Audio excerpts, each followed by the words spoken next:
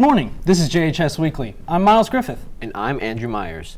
Junior Erica Washam made Joplin High School sports history this month. JHG's Alex Carson shows us how she's changing the wrestling game. Junior Erica Washam has just advanced as the first ever female to represent Joplin High School at the state wrestling meet. And although this accomplishment is a landmark event in the history books of Joplin sports, to Erica, it's just another day on the mat, and the work's not over yet. It hasn't really clicked in my head that it's such a big deal, because to me it's just, another day in the sport, but it's exciting to be, inspirational. Erica joined the wrestling team during her freshman year without any prior experience, and she says throughout the years, the sport has taught her a lot. I don't know if there's an exact reason of why I enjoy it. I love the energy I get from it and how it makes you feel good getting your hand raised. But at the same time, it puts you through a lot of hard time and a lot of mental confusion and frustration. Though Erica's accomplishments are impressive, assistant wrestling coach Aaron Brown says it wasn't an easy feat. She was probably in one of the toughest brackets. She had a defending state champion in her bracket and a couple of other medalists from last year. So to go in there and to compete with those girls and come out and have a chance to go compete at state, it's not easy.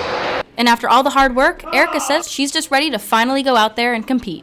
I'm excited to, actually do it since I've tried to make it there so many years, but at the same time, I'm just kind of ready. Though Erica might be the first girl to represent JHS at the state meet, Coach Brown hopes that she certainly won't be the last. Well, hopefully she can kind of be a trailblazer a little bit. Hopefully other girls see what Erica's done and what hopefully she's going to do and kind of say, hey, I want to be a part of that as well.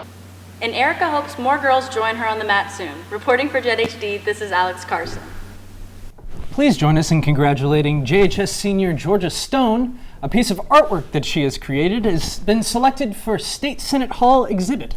Her artwork was chosen by State Senator Carter to represent all of State District 32 schools. This artwork will be displayed for next year in the Capitol. Georgia created this digital piece as a student in the digital art class in JHS.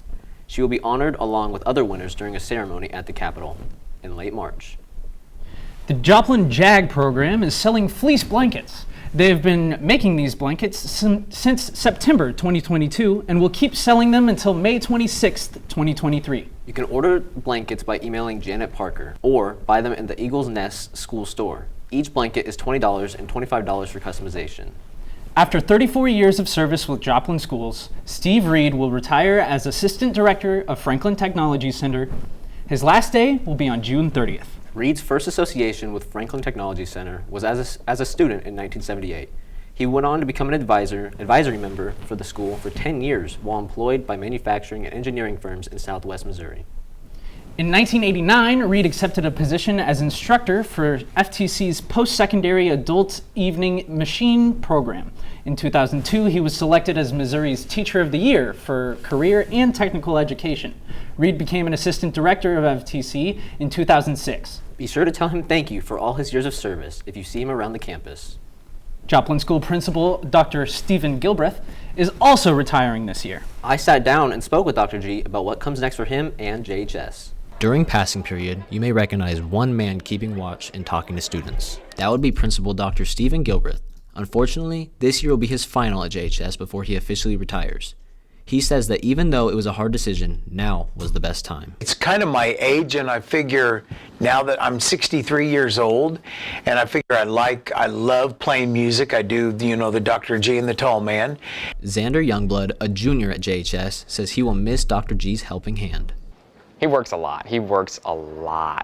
And he even helps during kitchen cleanup, and I kind of respect that. In conversations with other students, I've noticed a trend in fear over how the school will change after Dr. G leaves, but he says that is nothing to worry about. Yeah, it's a big place. This is a great big school, and whoever they hire, I know that the central office, Dr. Saketa, he'll find a good person. He's conscientious, and he was the principal here for 14 years, so he knows Joplin High School well and knows what it needs, and somebody that will come in and just continue to take care of kids and take care of teachers. So what will he miss the most at JHS? Being around kids and teachers every day. For whatever comes next for you, Dr. G, we all wish you the best. Reporting for JHD, I'm Andrew Myers. And now we're going to go to Alex, who's got an interview about an event with the library. You have a voice, you make the choice. This is the theme for this year's Gateway Award voting process sponsored by the JHS Book Club. So, Winnie, can you tell us what this is all about?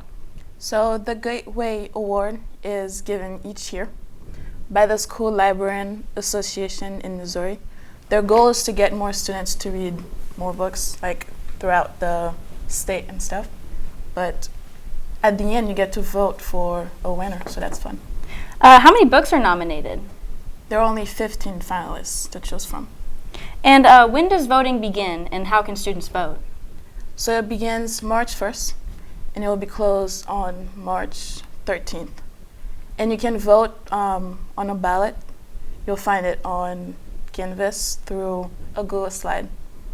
And there's also a drawing, right? Yes, there's a drawing.